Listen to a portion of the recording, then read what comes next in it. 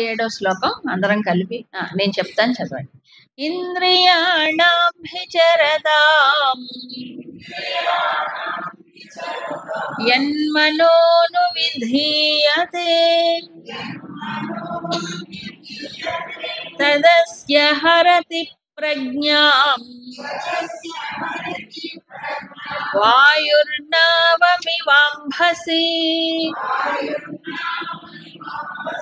తస్మాద్యస్య మహాబాహో నిగృహీతాని సర్వశః ఇంద్రియాణి ఇంద్రియార్థేభ్యః తస్య ప్రజ్ఞా ప్రతిష్ఠితా. మళ్ళీ చివరిగా ఇంతకుముందు చెప్పిన విషయాన్ని సాధకుడికి ఒక్కసారి రిమైండ్ చేస్తున్నాడు. ఏమన్నారు? యన్ మనః ఇంద్రియాణాం విచరత అంటే మనసు ఏమైపోతుంది? ఇంద్రియాల వెంటే పడుతుంది, దాన్ని అనుసరిస్తుంది. విచిత్రం. మామూలుగా ఏమవ్వాలి? మనసు ద్వారా ఇంద్రియాల్ని వెనక్కి లాగాలి. ఇక్కడ ఏమవుతుంది? మనసు ఏమవుతుంది? ఇంద్రియానికి విధేయతగా, అంటే ఇంద్రియాలు ఎటుపోతే మనసు అటే పోతుంది. అనువిధీయతే, అనుసరించిపోతుంది. పాప ఏం చూడండి, అడుగు జాడల్లో నడవటం అంటే చూడండి అవుతుంది.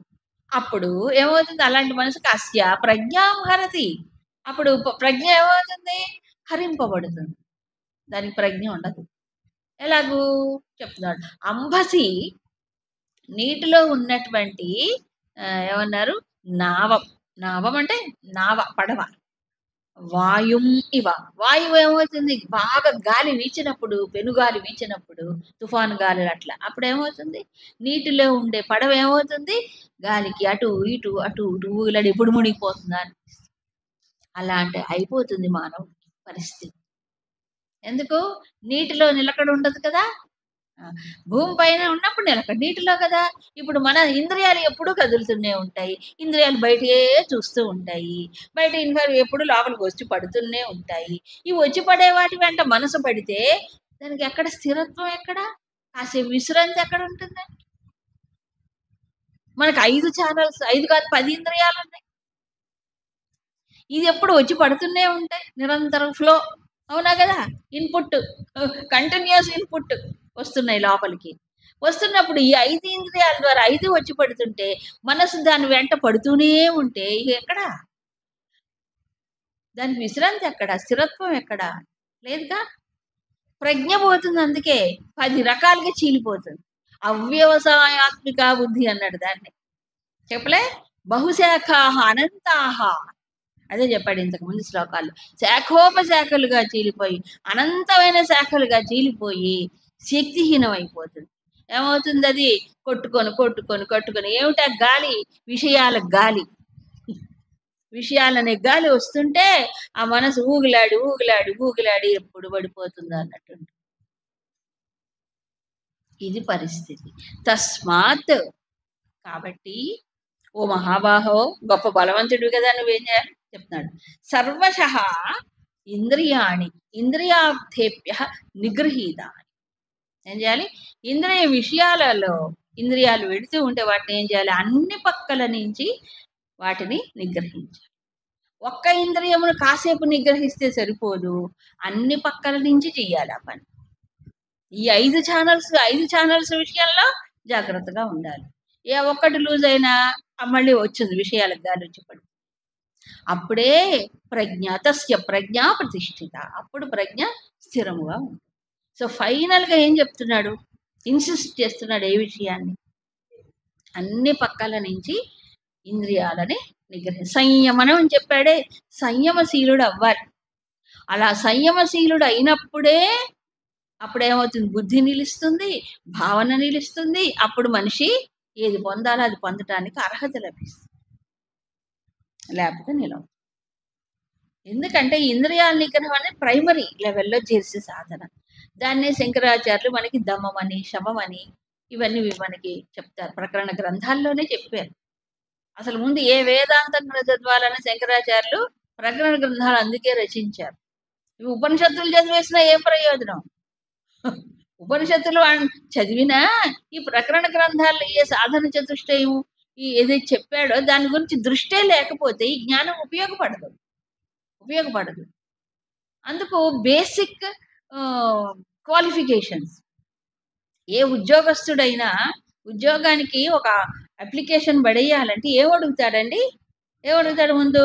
నీ క్వాలిఫికేషన్ ఏమిటని అడుగుతాడు. అడగకుండా కాలం లేకుండా ఉంటుంది అప్లికేషన్. అట్లాగే నీ జ్ఞానం పొందాలి, నేను పరమాత్మను పొందాలి, నేను సుఖం పొందాలంటే నీ క్వాలిఫికేషన్ ఏంటి చూపించు. దాని గురించి ఎవరు పట్టించుకోరు. ధ్యానం అంటుంటారు కూర్చొని. ధ్యానం ఇవి అందరూ ధ్యానం బాగోయ్ భయం వేస్తుంది వాళ్ళని చూస్తుంటే. అమ్మ వాళ్ళంతా మాట్లాడారు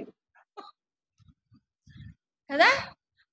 విచిత్రమే మరి. మాయ కదా ఇదంతా. మాయ కాకపోతే ఇంద్రియాలే కంట్రోల్ ఉండదు. ఎప్పుడు పడితే ఏది పడితే ఏ పనైనా చేయొచ్చు, ఏదైనా ఎట్లాగైనా ఉండొచ్చు, కానీ ధ్యానం చేస్తాం. చాలా ఆశ్చర్యం. ఇప్పుడు అర్థమైందా? అందరూ చేసేది విషయ ధ్యానమే.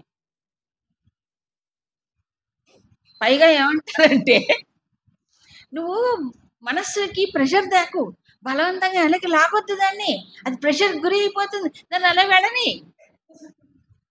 నేను వెళ్ళనియాలట మనస్సుని. వెళితే వెళ్ళి ఒక చోట అయిపోతుందట. లేకపోతే నీ మనసుని ఎక్కడ పెట్టాలి?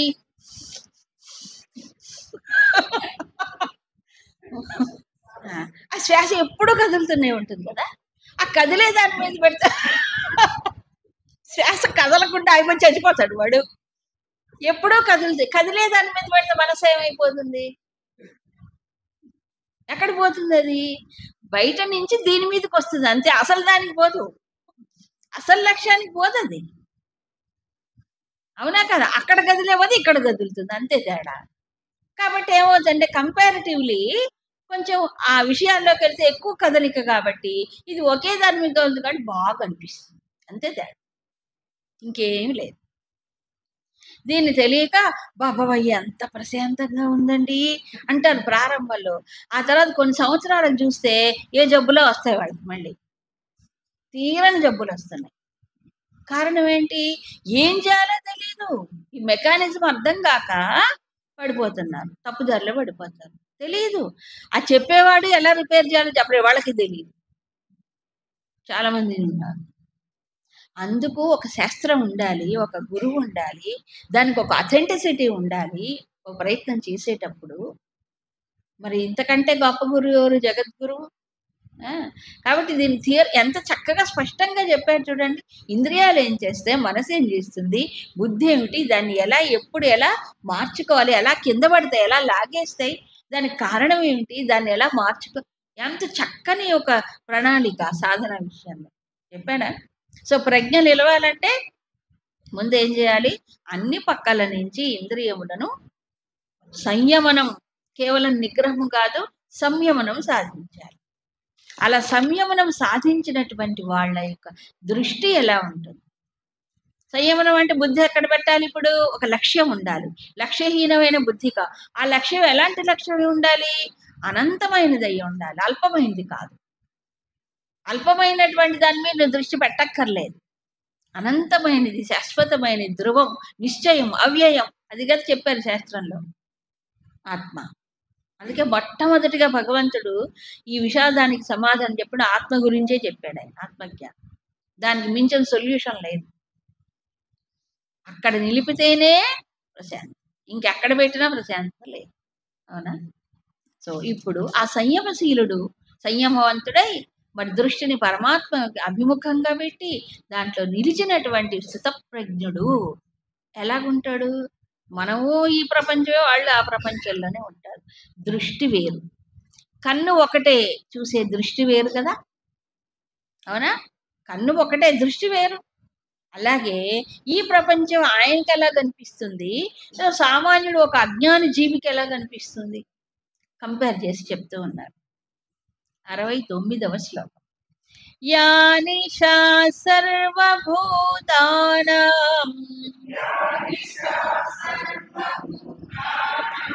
తస్యాం జాగర్తి సంయమీ యస్యాం జాగ్రతి భూతాని సా నిశా పశ్యతో మునేః.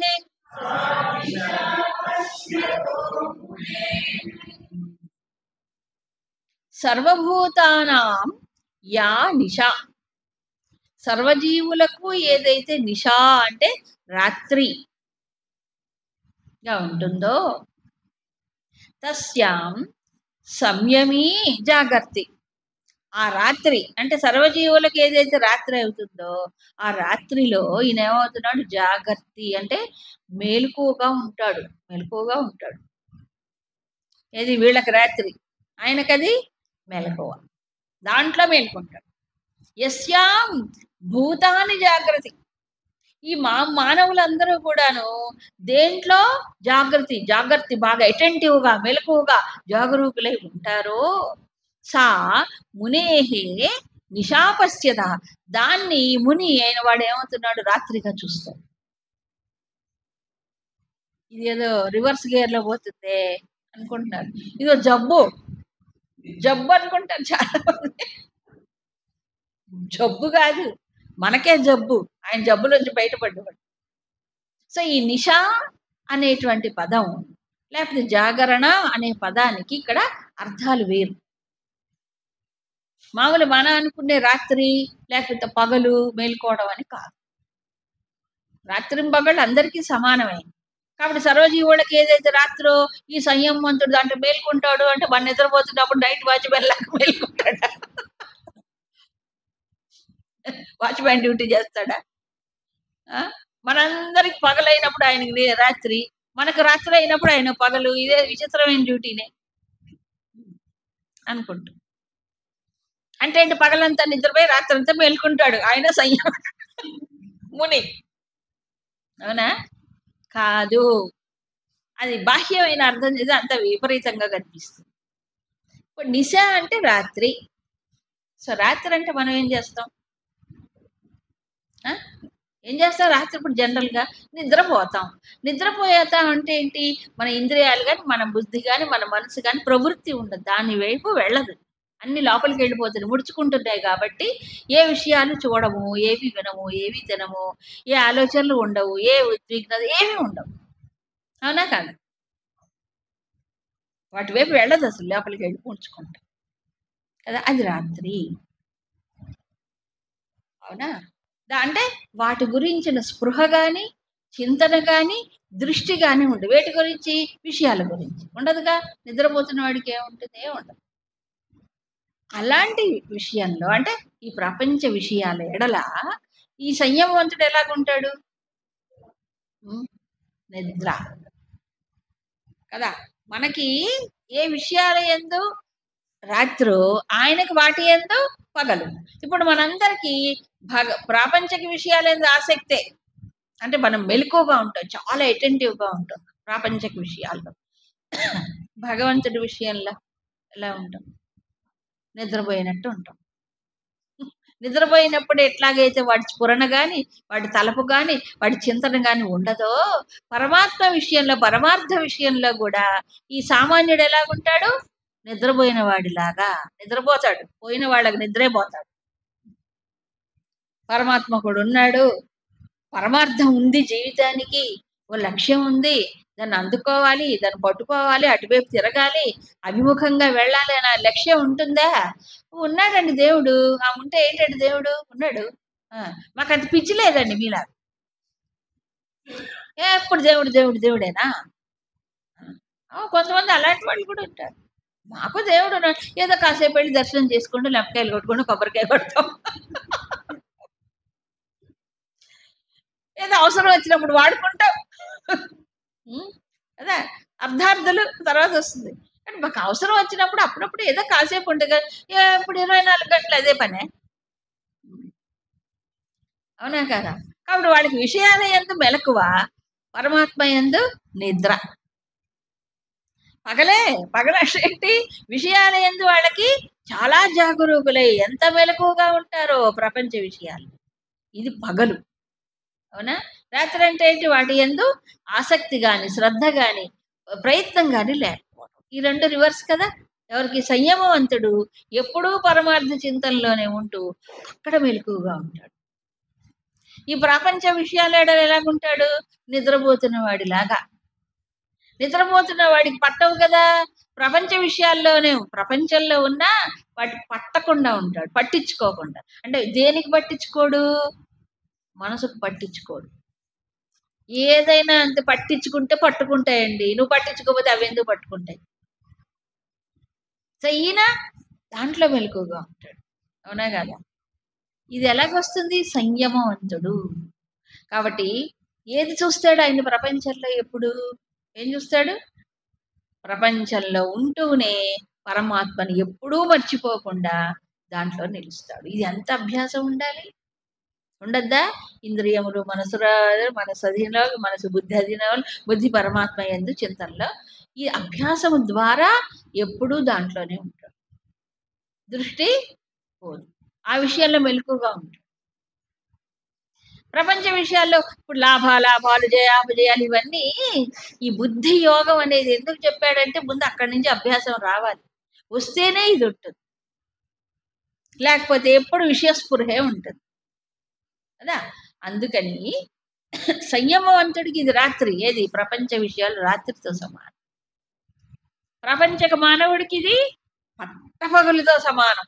అంటే ఏంటి? ఎప్పుడు వాటి అందే స్పృహ, వాటి అందే దృష్టి, అవి పొందాలనే ఆరాటం. అవునా కదా? అదే లక్ష్యం. ఏది? ఇదే ప్రపంచమే లక్ష్యం.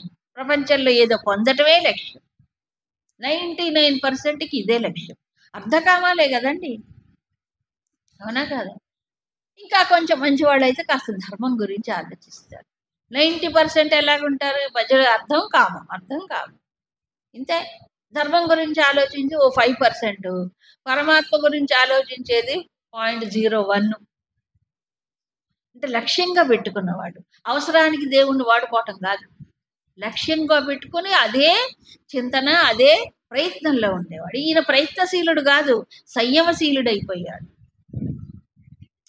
ఆ దృష్టిలోనే ఉంటాడు. పరమాత్మ యొక్క దృష్టి, పరమార్థ దృష్టిలో ఉంటాడు. ఎప్పుడు ఈ ప్రపంచం అనే బురదలోకి రాడు. శరీరం ఇక్కడే ఉంటుంది, ఇక్కడే ఇంద్రియాలు తిరుగుతూ ఉంటాయి. అది టచ్ కావు, ఆయన తాకవు. కానీ సామాన్యుడు ఈ ప్రపంచ విషయాల్లోనే ఉంటాడు. ఆడు తిరగమంటే అప్పుడప్పుడు ఆడు చూసి మళ్ళీ తిరుగుతుంటాడు. అట్లా ఒకసారి చూసి మళ్ళీ తిరుగుతుంటాడు. అంతేనా? దేవుడి దగ్గరికి వెళ్ళి దండం పెట్టుకోమంటే దండం పెట్టుకుంటారు ఎంతసేపు? ఏమండి అసలు వెంకటేశ్వర దగ్గర టైం ఏమిటి? తోసి పారేస్తారు. ఎందుకంటే టైం ఇచ్చినా మాత్రం చూస్తారా? టైం ఇచ్చారనుకోండి, చూస్తారా? ఎంతసేపు చూస్తారు దేవుడి వైపు? ఎంతసేపు చూస్తామండి? చూసాం, అయిపోయింది దర్శనం, వచ్చేస్తారు. మీకు టైం ఇచ్చినా చూడరు. ఒక 5 నిమిషాలు టైం ఇచ్చి 5 నిమిషాలు చూస్తారా? ఆహా, ఇలా పెట్టండి ఇది పెట్టాలి, మళ్ళీ ఇది వెయ్యాలి, మళ్ళీ ఇది ఇవ్వాలి, ఇవన్నీ ఉంటాయి కదా మధ్యలో. అంతేకాని చూడమంటే చూడదు, ఇచ్చినా చూడరు టైం. ఉట్టిగా మాటలు. అండ్ భగవంతుడు చూడడానికి సరే విశేషమైన స్వామి నిలవ ఉన్నాడు కాబట్టి దర్శనం చేసుకోవచ్చు. కానీ హృదయంలో ఉన్నాడని మొత్తుకుంటున్నాడే, చెప్పట్లే, హృదయంలోనే ఉన్నానని చెప్తున్నాడు. అది చూడలేక చూడడానికి ప్రయత్నం చెయ్యని వాడికి అక్కడ ఏదో కాస్త లభిస్తుంది అనుకొని పోతుంటాడు.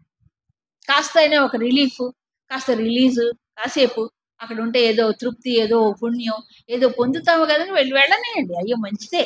ఈ బజార్లు తిరిగే కంటే, క్లబ్బులకు వెళ్ళేట కంటే చాలా మంచిది. భగవంతుడి దర్శనానికి వెళ్ళి కష్టపడి అక్కడ ఏదో ఆ కాసేపు అయినా మనసు మళ్ళుతుంది కాబట్టి మంచిదే. అంతటితో అయిపోదు కదా, మళ్ళీ దిగుతూనే మామూలు ప్రపంచం కొట్టుకుంటుంది కదా. కాబట్టి సంయమవంతుడికి సామాన్యుడికి తేడా అది. ఎట్లా అంటే చీకటి వెలుగుల్లాగా ఉంటుంది వాళ్ళ దృష్టి. వీళ్ళు చీకటిలోనే ఉంటారు, ప్రపంచ విషయాల్లోనే, అది చీకటి. ఈయన పరమాత్మలోనే మెలకువగా ఉంటాడు, అది పగలు. అవునా? రివర్స్ అన్నమాట. అదే పగలు రాత్రి అవటం. ఈయనకు పగలైంది ఆయనకి రాత్రి, ఆయనకి రాత్రి ఈయన పగలంటే ఏంటి? పరమాత్మ విషయంలో ఈయన పట్టపగలు ఉన్నట్టుగా ఉంటాడు. ఎప్పుడూ ఆ దృష్టి మారదు. చంచలము కాదు. విషయాభిముఖము కాదు. విషయాల యందు అనురక్తి ఉండదు. ఒక పరమాత్మ తత్వంలోనే నిలుస్తారు కదా! ఈ 2 ఉంటాయి. ఇది సాధ్యమేనంటారా? ఇలాగ దృష్టి ఎప్పుడూ అలా నిలవటం సాధ్యమేనా? సాధ్యమే.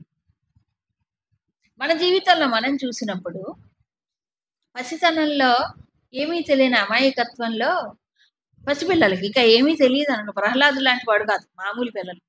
ఏం చేస్తారు ఎప్పుడు? దేని గురించి పాకులాడతారు? చాక్లెట్లు కావాలి, బిస్కెట్లు కావాలి, ఆట బొమ్మలు కావాలి, ఆటలు కావాలి, ఇవే కదా! అవునా? 5 ఏళ్ల నుంచి ఓ 15, 16, 17 ఏళ్ళు వచ్చాయి. వాడు ఏం చేస్తాడు? చాక్లెట్లు, బిస్కెట్లు, బొమ్మలు అడుగుతాడా? ఎబ్బే, ఎదిగాడు వాడు. ఇప్పుడు పెద్ద బొమ్మలు కావాలి వాడికి. చిన్న బొమ్మలు పనికిరావు. అవునా? 3 చక్రాల బండి పనికిరాదు. హీరో హోండా, ఇంకా 4 వీలర్స్ కావాలి. ఎందుకు? ఆ వయసు అట్లాంటిది. అవునా? ఎదిగాడు వాడు. దృష్టి మారిందా లేదా? ఆ తర్వాత మిడిల్ ఏజ్ వచ్చింది. అంటే మధ్య వయసు 40, 50 ఏళ్ళ వచ్చేసాయి. అప్పుడు వీటి మీదకు అబ్బాయిల పెళ్ళిళ్ళు, అమ్మాయి పెళ్ళిళ్ళు, సెటిల్మెంట్స్ వీటిల్లో ఉంటాయి. అప్పుడున్న వ్యామోహాలు ఇప్పుడు ఉండవు. అవునా? ఈ 80 ఏళ్ళు వచ్చేసాయి. అప్పుడు ఇవేమి ఉండవు. ఆరోగ్యం బాగుంటే చాలులే, కాస్త కృష్ణారామ అనుకుంటే చాలు. అవునా? కృష్ణారామ అనుకుంటే చాలులే. ఇప్పుడు అది కూడా లేదండి ఈ కాలంలో. కృష్ణారామ లేదు, పాడు లేదు. మరి ఏమిటి? Serial, WhatsApp, Instagram. ఏది 80లో కూడా అంటే వాడుకోవచ్చు, కానీ ఏది వాడుకున్నా దృష్టి ఎటుపోతుంది అనేది చూసుకోవాలి. తప్పులేదు, వాడుకోవచ్చు. మరి దేని గురించి వాడుకుంటున్నాం? ఎటువైపు వెళ్ళిపోతుంది అది? అవునా కాదు? అంటే మనిషి ఎదిగినాక దృష్టి మారుతుందా లేదా? మారుతుందా? ఇది ప్రాపంచికంగా ఎదుగుదల. ఇది అంతర్ముఖంగా ఎదిగిన సంయమశీలుడు ఏమవుతున్నాడు? ఎప్పుడూ ఆ దృష్టిలోనే ఉంటాడు, పరమాత్మ దృష్టిలోనే. అది లేనివాడు ఏమవుతున్నాడు? ఎప్పుడూ ఇటే చూస్తుంటాడు. ఎటు? ప్రపంచం వైపే చూస్తాడు. కాబట్టి దృష్టి భేదమే ఇక్కడ చెప్పింది.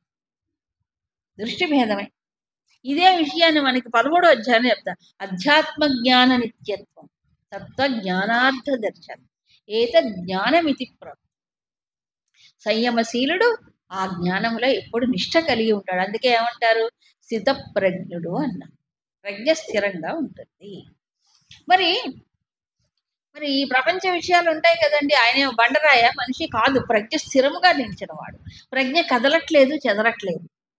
దీనికి మనకి దక్షిణామూర్తి సూత్రంలో ఒక ఎగ్జాంపుల్ చెప్తారు శంకరుడు. ఏమిటది? ఒక కుండ. కుండ. ఆ కుండకి కొన్ని చిల్లులు, రంధ్రాలు వేసారు.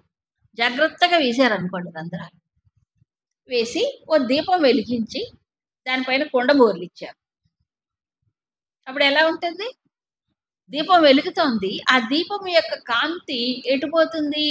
ఆ కుండలో రంధ్రాల గుండా కిరణాలుగా బయటికి వస్తుంది. అవునా? సో మనం కూడా అలాంటి కొండలమే, ఘటాలం. ఈ కొండకి చిల్లులు ఉన్నాయి లేవా?